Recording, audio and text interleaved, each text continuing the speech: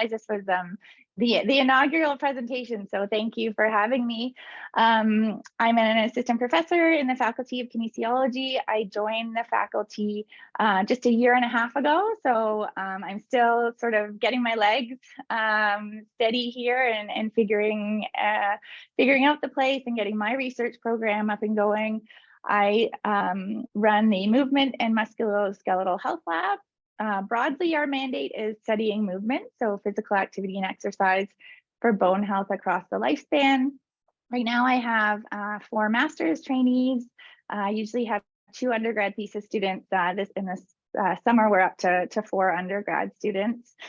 And I also teach 3 classes within kinesiology. So I teach one of our core courses that all undergrads complete, which is a human growth and development class. So it's really just about how the body changes from in utero to adulthood, including a couple lectures about bone.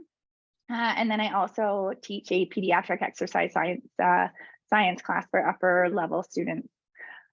So I wondered, just before we begin, would everybody be okay just to throw into the chat just where they're joining from today, and maybe what your position is, if you're a trainee, what status of trainee you are.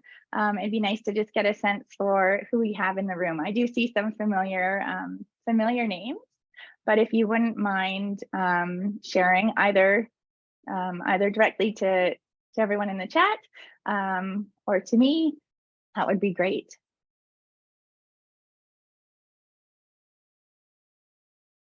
Awesome. So good morning to some of you, good evening to others.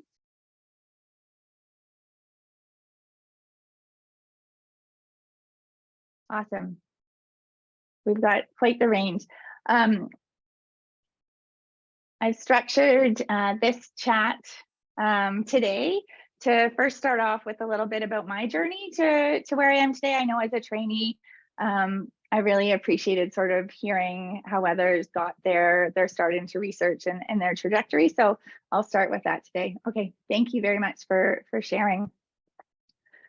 Before we begin, and although we're all gathered virtually today, I do want to acknowledge that I'm joining you from very sunny Calgary, Alberta in Canada today, and I want to acknowledge the traditional and present day unceded territories of the people of the Treaty 7 region in southern Alberta, which include the Blackfoot Confederacy, the Siksika, the Piikani, and the Kainai First Nations, as well as the Tsuut'ina First Nation and the Stoney Nakoda, including the Chiniki, Bearspaw, and the Goodstoney. The city of Calgary is also home to Métis Nation of Alberta Region 3, and I'm really grateful to be able to live and work in such a beautiful place with rich Indigenous presence. And I encourage you all to think about the traditional territories that you are joining us from today. So this is a brief outline. I plan to hopefully keep it to 25-30 minutes so that we have lots of time for questions. So I'll first give you a map overview of how I got to where I am today, and then I'll touch on some research in childhood and adolescence around bone accrual and physical activity, and then bone loss during spaceflight. And then we'll have time for some Q&A. So here's a map of Canada. For those of you who are unfamiliar, perhaps I should have included we've got the United States down here, and all of you over in the UK and Europe way over there. I was born in Hamilton, Ontario, the very west end of Lake Ontario, for those who are familiar with the Great Lakes. Right now I'm joining from Alberta, so the Western Prairie area of Canada. And so I'll start with, I did my undergrad in kinesiology at Western University. That's down here in London, Ontario. I started out in medical sciences and quickly discovered that I wasn't so enthused about learning about the intricacies of cellular processes when I didn't know anything about the human body and anatomy to begin with. So I ended up switching into kinesiology and really found a passion for exercise physiology. The mascots are the Mustangs. I briefly played for the varsity fastball team, so they are still close to my heart. After my undergrad, I took some time off. I worked and I traveled, and I already had a master's lined up before I went on that sort of brief journey in between academics. But I then moved just up the road to McMaster University to start my master's in pediatric exercise science. So McMaster is a real hub for pediatric exercise work, and I did my master's under Dr. Brian Timmons in the Child Health and Exercise Medicine program, where I worked on a study looking at the relationship between physical activity and health outcomes in preschool children. So this was a longitudinal study that I was on the front end of, so recruiting several hundred of preschool children and their families, of course, to come into the lab. We measured their height, weight, a bunch of motor skill proficiency outcomes. We got them to run to max on the treadmill, with me supporting them behind just in case somebody slipped. We also did a measure of short-term muscle power using a modified Wingate test. A Wingate test, for those of you maybe with kinesiology backgrounds, is this very painful 30-second all-out sprint. We modified it to be a 10-second sprint for these young kids. And then you'll see these kids here wearing accelerometers. So we used accelerometers to measure physical activity. So this experience, it was a really rich research experience. I got a lot of experience in all aspects, right from recruitment through to seeing these participants myself and then analyzing data. I was really keen to continue on with pediatric research, but also wanted to broaden my scope to older children and other health outcomes. And so this then took me all the way to the west coast of Canada, to the University of British Columbia. And this is where I went to do my PhD at the University of British Columbia with Drs. Heather McKay and Heather McDonald. And my supervisors were leaders in the field of school-based physical activity intervention, as well as bone development during childhood and adolescence. So whereas at McMaster, I was involved in the front end of this longitudinal study, at UBC, I came in closer to the end of what was a 12-year-long growth and development study. So this is where I got my foray into bone health research. So at the Center for Hip Health and Mobility, we had a high-resolution pQCT that we used to assess the distal tibia, as well as the distal radius in children and adolescents. So most of the participants were between 9 and about 20 years old at the time. We also used peripheral QCT, so a little lower resolution, but we used this at the tibia midshaft so that we could look at cortical bone density, bone strength, as well as muscle cross-sectional area. So we used those two imaging modalities. All participants also completed a DEXA scan. So this is just a really rich data set of many bone outcomes across the entire growth trajectory. And then this is a picture again of an accelerometer. All participants wore accelerometers, so we were able to look at the relationship between physical activity, sedentary time, and bone accrual during growth.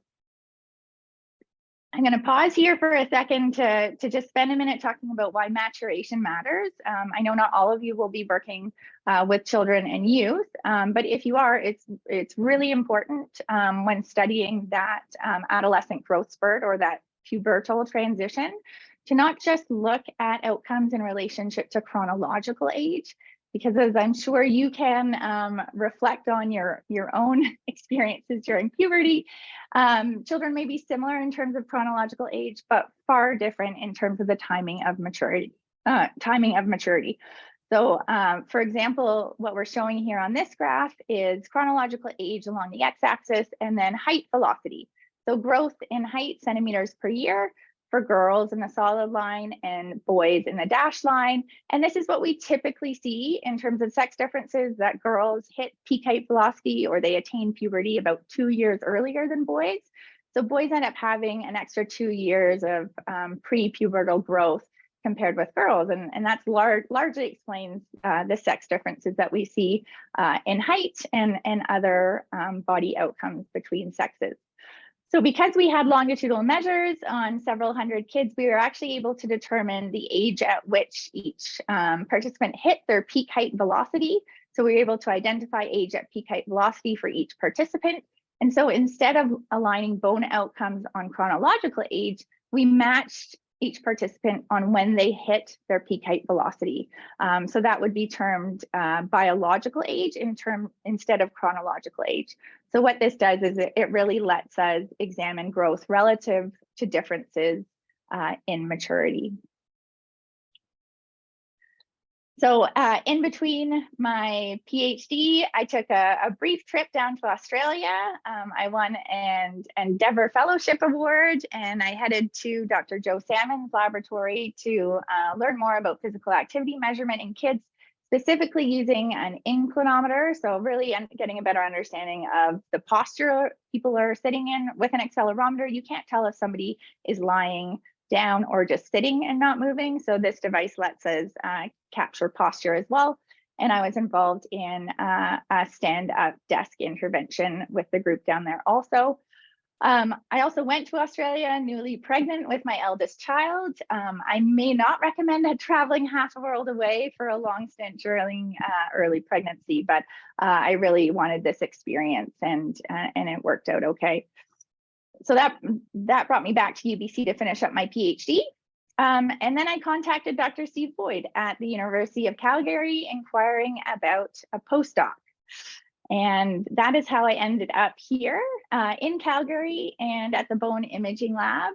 And Calgary is located at the foothills of the Rocky Mountains. So this is quite literally the view I see from my office. We're about 45 minutes to an hour away from the Rocky Mountains and from great skiing and hiking. Although we've had some wildfires burning north of us recently, usually I can see the Rockies from my window. So during my postdoc with Dr. Boyd in Calgary, I was involved with the Canadian Space Agency funded T-bone study to better understand the effect of long duration spaceflight on bone microarchitecture and strength. So after my PhD, I was really keen to branch out of my sole pediatric focus. You may be questioning how I transitioned from studying kids to astronauts, but it ended up being a fairly natural transition because I had prior imaging experience with HR-pQCT, and I had been studying the effect of sedentary time, and spaceflight is pretty much the ultimate sedentary behavior. So this ended up being a really great match with my previous work, as well as the opportunity to get experience working with adults, and not just any adults, but with astronauts. So this was a great opportunity to better understand how changes in the loading environment influence skeletal health. We wrapped up the initial T-bone study 2 years ago, and I'm going to chat about some of those results today. And then we're just about getting rolling with the subsequent spaceflight study, which I'll also mention briefly. This is me right here on our first trip down to Johnson Space Center in Houston. So our HR-pQCT lives down at Johnson Space Center, and the astronauts come there before and after spaceflight to get measurements. I look really giddy in this picture, and that's because this was my very first trip down there. Being on the JSC campus is a bit like being a kid in the candy shop. I went to the gift shop and I purchased quite a lot of souvenirs, including this spaceflight suit. This is what all the astronauts wear around Johnson Space Center campus. I purchased it for my brother for a Christmas gift, but before I gave it to him, we all ended up taking pictures of ourselves beside the scanner. So this was a pretty fun experience, being able to meet some of our crew members. The middle picture here, this is our team study mission patch, and David Saint-Jacques, one of the Canadian astronauts, he took that up to space with him and got a picture of this in the cupola. And then this is David Saint-Jacques just getting his pre-flight scan done prior to heading to space. So I was a postdoc for 4 years in the bone imaging lab, had another sort of pregnancy and parental leave during that time as well. And then my current position became available at the University of Calgary. It was posted as a growth and development position. So that's where sort of the growth and development bone imaging piece fits in really nicely. So this is where I am today. And that's sort of a journey from my undergrad experiences to today. So I will swap sort of gears and take you through some of our research in childhood and adolescence, and then we'll end up with some of the spaceflight research as well. I'll start with this figure, which is an image of typically bone mass accrual across the lifespan, and I'm sure most of you will be familiar with this. The seeds of healthy lifestyles really are planted during childhood, and we know this might be key to offsetting chronic conditions during later in life. This is a very simplistic model of bone accrual across the lifespan, but we know that most of bone is accrued during adolescence. And then particularly in females at menopause, we have this precipitous loss at menopause. So there are a few strategies to sort of ensuring the integrity of the skeleton as we age. One of those would be to prevent bone loss later in life. In reality, this might be quite challenging to achieve. At best, we're hoping we might be able to prevent some of the loss or maintain bone a little bit better in later life. But really, childhood and adolescence are this ripe opportunity to optimize bone gain, because that is when bone is being accrued the fastest, and it might be one of the most promising strategies if we can encourage more physical activity participation, particularly bone loading activities during the growing years. So I'll present some results from the University of British Columbia Healthy Bone Study. The first slide here is using peripheral QCT. So the imaging resolution is about 400 micrometers. It can go as low as 200 micrometers, but then the scan time gets longer, and then we sometimes suffer motion artifacts. So typically in kids, we scan with a resolution of 400 micrometers. A large part of my PhD work investigated sex differences in how bone is accrued. Adolescence is this really messy developmental time to study. We know that girls are maturing earlier than boys, but there's huge individual variability and this complex interplay between genetics, the endocrine system, and environmental and behavioral factors. So I've got this very simplistic diagram here of a long bone.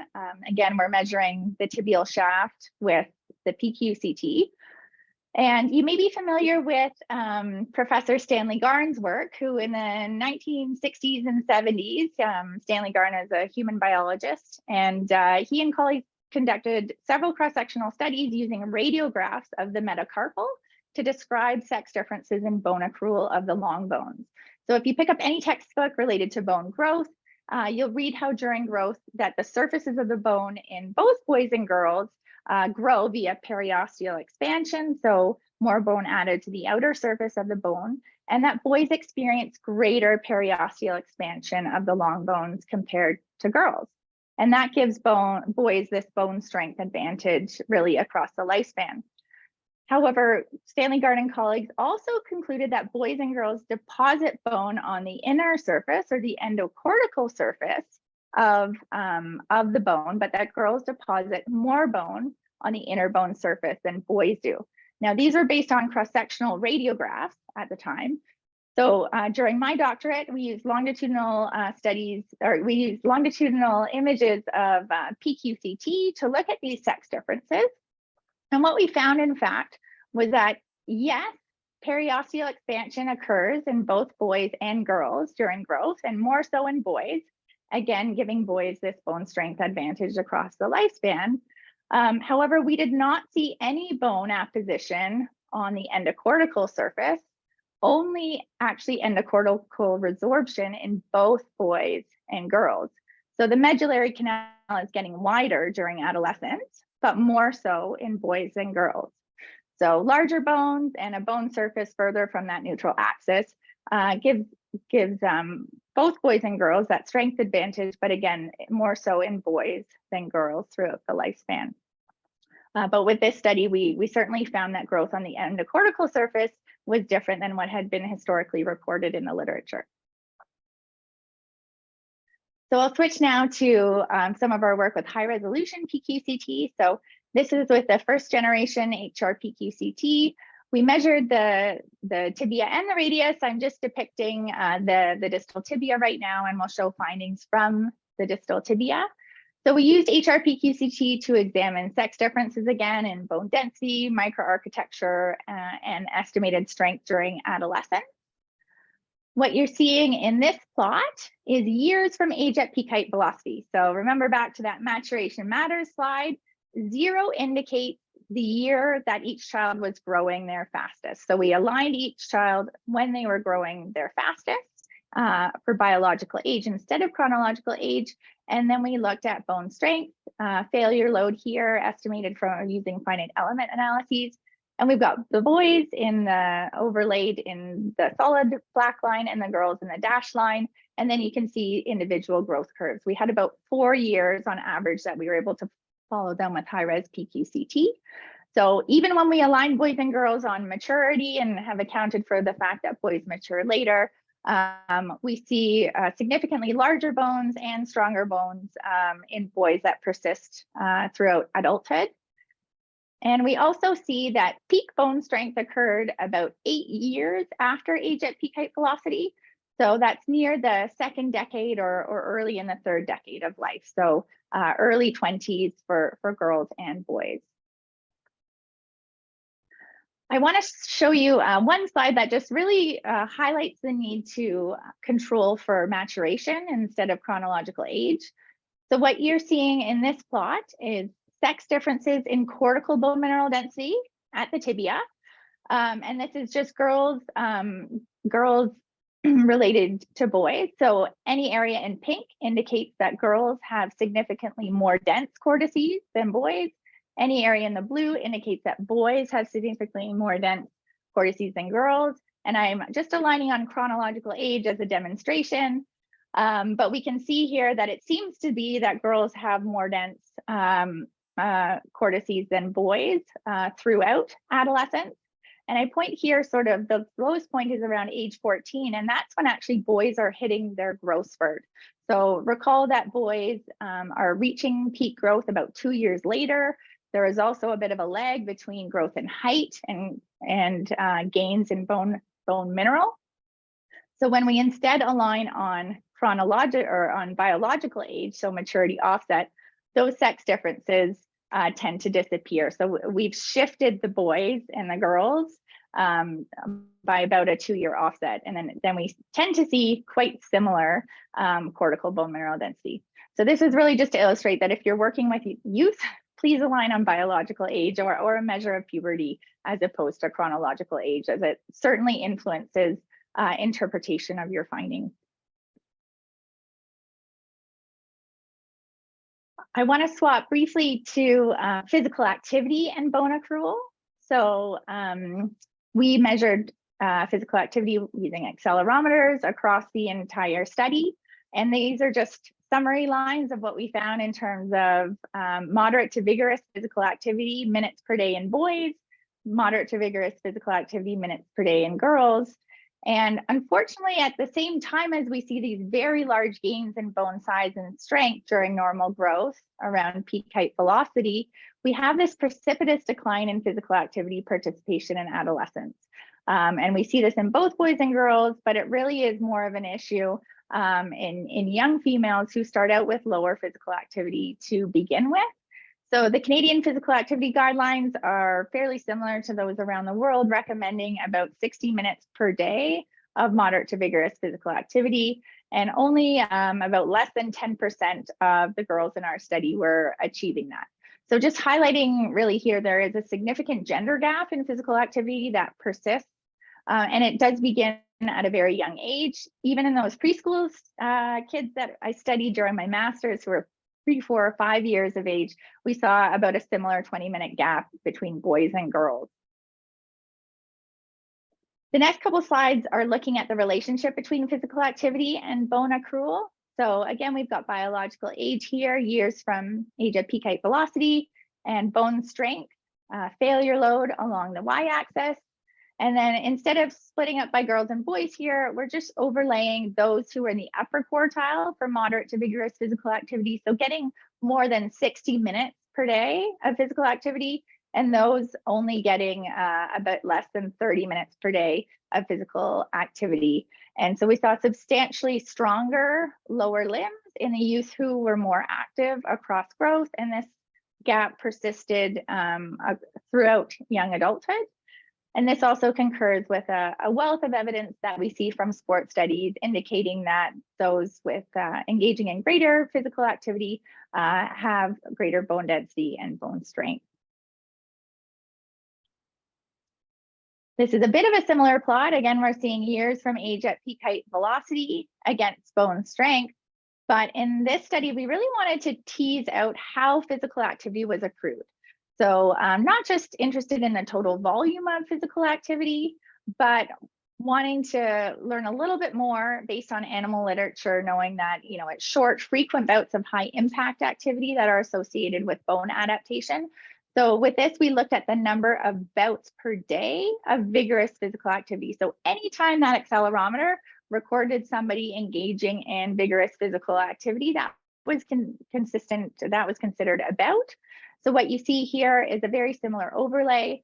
Those who are in that upper quartile of bout frequency, so about 33 bouts a day of what registered as vigorous activity, compared with those with less than 9 bouts a day of only vigorous activity. And so those who were more active more frequently had greater bone strength at the tibia, and this was independent of total volume of physical activity. So from this, it seems to be that being active more often was a stronger predictor of bone strength than just total volume of physical activity. I'll just briefly touch on some of the work that my group is doing right now, as the prior work feeds into this well, and we're really looking to refine some methods for assessing physical activity relevant to bone health.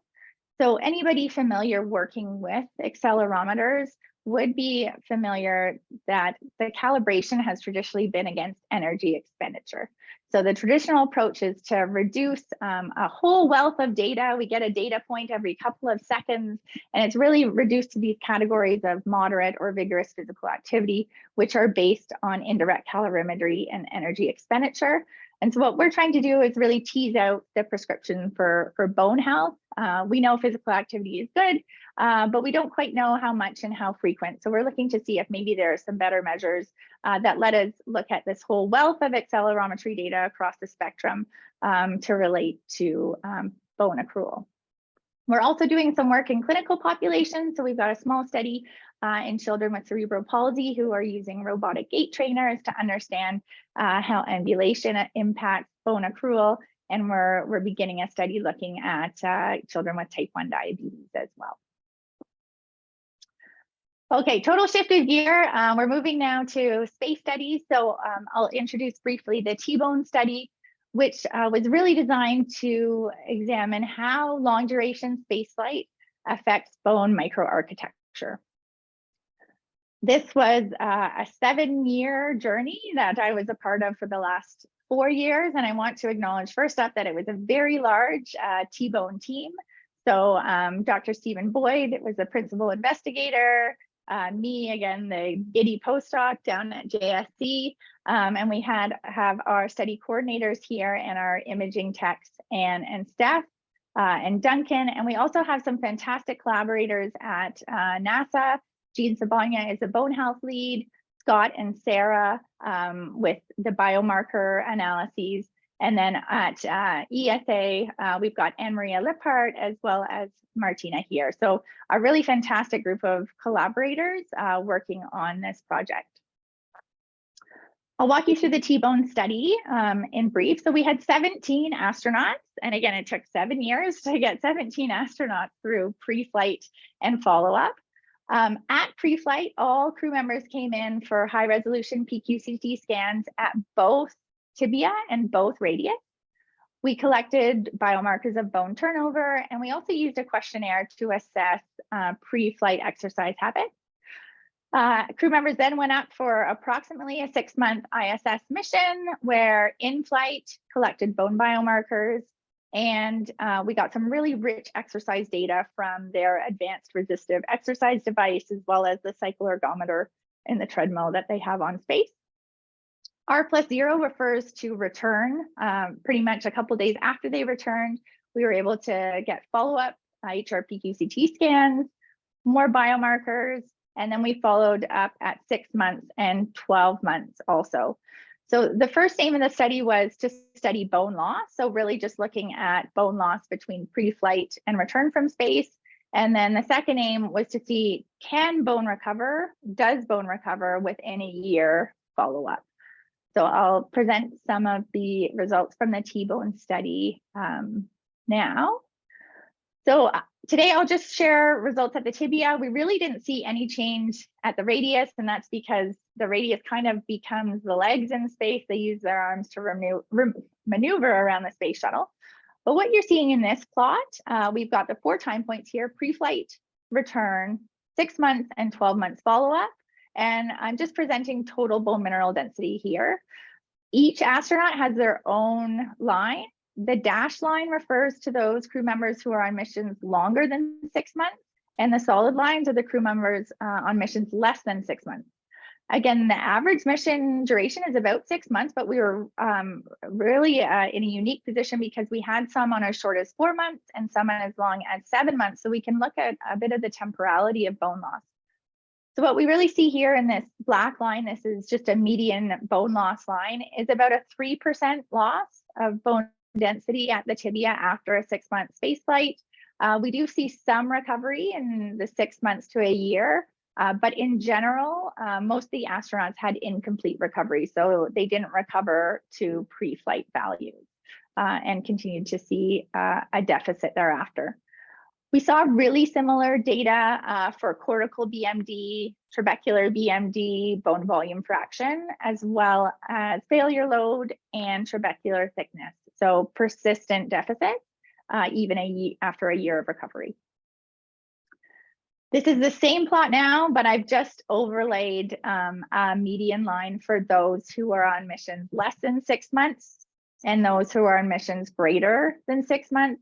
Really just to highlight that mission duration was absolutely the strongest predictor of bone loss. So you're unloaded for longer, you're going to lose more bone, fairly intuitive. There's not much we can do about that. Missions continue to get longer for crew members these days. Very few are on those shorter 4 to 5 month missions. And now as we think to sort of journeying out of low Earth orbit, those missions will just keep getting longer and longer. So some of the questions that we still have after this study is, we don't really know what happens beyond 12 months. Perhaps there's some continued recovery, but we're not sure. Although we do sort of see a bit of a plateau after the 6 month mark, which would suggest that we're probably not getting much recovery beyond that. And then as well, we don't really know what happens if these astronauts go on additional space missions. Will this incomplete recovery become exacerbated, or perhaps have they reached kind of a new plateau or steady state? Those are to be determined. So to quantify or put in perspective what about 3% bone loss looks like after space flight, I've just superimposed the loss on this growth curve, essentially. So the average astronaut was a male, about 40 years old, of average bone mineral density. And so we popped him right here on the 50th percentile line. And then a 3% loss after 6 months in space would effectively slide that individual over to average total bone mineral density for a 60-year-old male. So that 6 month journey sort of in human years resulted in about 20 years of bone loss. With recovery, we did most recovered about half of that. So about a decade worth of age-related bone loss, if you want to put it into those terms, in just 6 months. Now, one of my primary interests is examining how exercise influences bone loss, and I'm really interested in the effectiveness of these exercise countermeasures. So what you're seeing here on the right is a picture of Christina Koch using the advanced resistive exercise training device, and astronauts can do pretty much any exercise you can do in the gym with barbells or machines. Here she's set up for some deadlifts. And what we were able to look at was the relationship between what astronauts said they did before spaceflight in terms of exercise What they actually did in flight, based on this advanced resistive exercise device, and then again, what the astronauts said they did at 6 and 12 months follow-up. You can see the data are a bit all over the map. The solid lines indicate astronauts who were able to recover their bone at a year of follow-up. So these astronauts were able to get their bone mineral density back to within about 1% of where it was prior to spaceflight.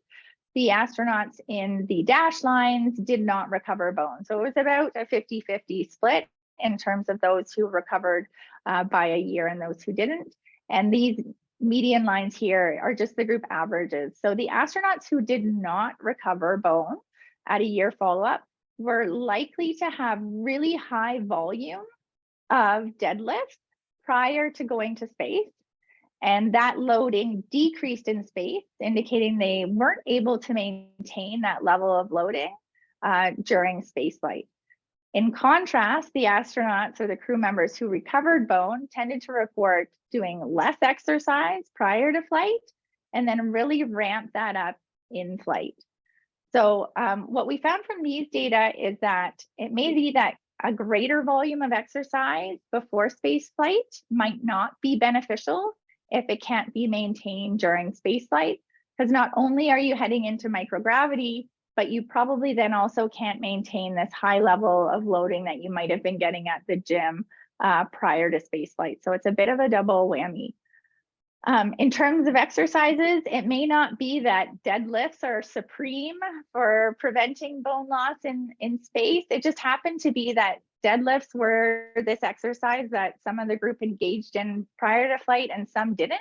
And we saw these stark differences in terms of volume of exercise between the two. So we're now in conversations with some of the strength and conditioning specialists at the Canadian Space Agency and NASA to see if we can get some better monitoring of pre-flight exercise data and perhaps try to tailor that in-flight exercise to make sure that those who are lifting heavy and often can maintain that volume of lifting in space to not exacerbate some of these changes. And then the last data that I wanted to present to you from space, from the T-bone study, were the biomarker data. So we also assessed markers of bone formation and bone resorption pre-flight as well as in-flight. So this is at 30 days, 60 days, 120 days, 180 days if they were on that long, and then throughout their return and recovery. What was really interesting is, so CTX is a measure of bone resorption. So elevated CTX would indicate that more bone is being resorbed. We see CTX increase very fast in all crew members once you get into microgravity, and that's to be expected. But we see this very stark difference between those who recovered bone and those who did not recover. And those who were not able to recover bone mineral density after returning to spaceflight had elevated CTX throughout the entire journey. But perhaps the most interesting part of it is that they also had elevated CTX right at baseline. So we could actually identify those crew members who are at greatest risk of bone loss prior to going into space. And this might be a way that we could probably tease out ahead of time, at least somebody who might be at risk of elevated bone loss in space. So coming out of the T-bone study, we really found that mission duration matters. So you're going to lose more bone on a longer mission. You'll be less likely to recover that bone if you've been on a longer mission. As well, pre-flight exercise and some of these pre-flight biomarkers might be able to pinpoint those crew members at greatest risk for bone loss. So one of the biggest unknowns brings me to the next study, which we've affectionately called T-bone 2. So I was involved with grant writing for this project as a postdoc, and I'm a co-investigator on this project with Dr. Stephen Boyd. It's going to be another very long study, so about a 10-year study looking at the effect of a 1-year space mission. So several crew members will fly for 1 year, several for just 6 months, and several on a very short mission to better understand this temporality of bone loss. We want to know whether bone loss will plateau or if it continues to decline at 1 year. And T-Bone 2 is a comprehensive study. It's one of 17 studies from around the world involved in this NASA CIPHER integrated space health project.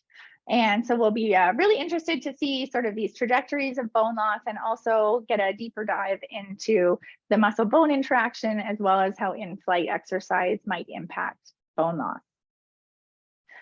So with that brings me to acknowledging all of the University of Calgary T-Bone team, particularly Dr. Boyd, Ann and Steph, our imaging techs, as well as Kat, our study coordinator, the NASA and CSA teams, which have been really fantastic to work with, and then my supervisors at UBC, who really provided just a fantastically rich training environment. And my group right now at the University of Calgary, we're having a lot of fun and looking forward to getting a lot of really interesting work out in the next few years. So with that, I'd like to thank you for your attention, and I'd be happy to answer any questions.